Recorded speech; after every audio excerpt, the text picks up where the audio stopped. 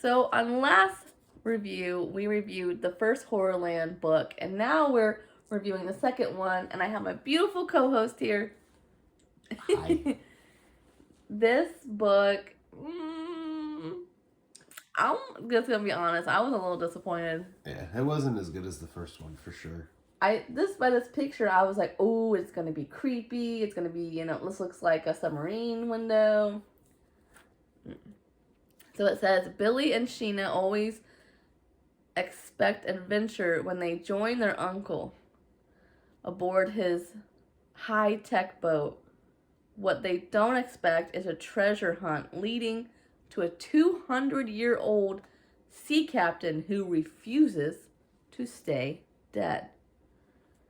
If you haven't watched the first video, these HorrorLand series are a little bit different, where the beginning is like an introduction story of the new character, and then the second half of the book picks up where this one left off on HorrorLand.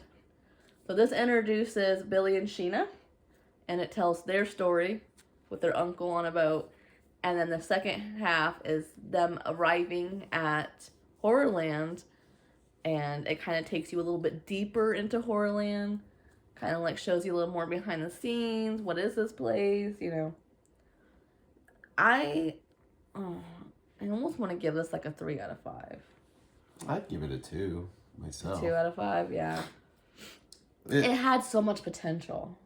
It was kind of like it had too many plot twists in it for me. Because then we get into the whole like ghostly pirates, but then it like twists into those two guys that came to the island. Yeah. It was like it was too many back and forth.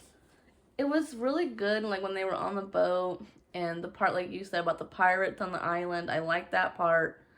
I didn't like all the other stuff. Like when they were in a submarine, one of the really creepy parts was when they approached like a shipwreck. Yeah. And they could see like skeletons walking around the floor of the ocean. That to me was like, I could envision that, and it was so beautiful. But then they had like the haunted dead pirates like transporting in and out of the submarine, and then like taking over the submarine, and I was like, that just was too much for me. Yeah. I would have rathered it been just like you said, almost like too many. And then they were on the island, and they were like fighting those dead pirates. It was like that would have been more than enough. And then they ran into those two guys that were what, thieves or something? Something like that. They were like pirates themselves, but they weren't alive. Yeah, and it was too many plots for me. Yeah. And I didn't care for the ending either. I vaguely remember the ending myself. It was like some magical thing, or like they magically got back to the boat, and I remember me telling you like when she was like driving the submarine and she like left it or something, and then like I'm like, why would you leave your only transportation means? Oh yeah, I remember like that. It just didn't. I don't know. I just found it like frustrating at times, because it was like had a really good potential and it would lead that way, and then it would like cut and change, and I was like, what? No, go back.